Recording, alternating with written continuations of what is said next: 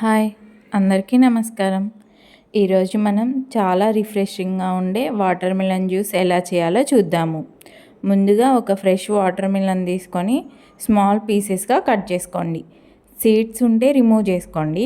ఇప్పుడు మిక్సీ జార్లో water melon pieces వేసుకోండి.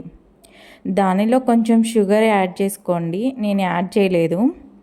ఫ్రెష్ టేస్ట్ కోసం లెమన్ కూడా యాడ్ చేసుకోవచ్చు.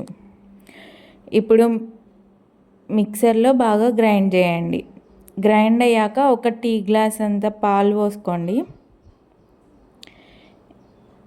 ఇంకా రిఫ్రెషింగ్గా ఉండడానికి కొన్ని ఐస్ క్యూబ్స్ కూడా యాడ్ చేసుకోవచ్చు. నేనైతే యాడ్ చేయట్లేదు. ఇప్పుడు మనం జ్యూస్ని గ్లాస్లోకి పోసుకోండి.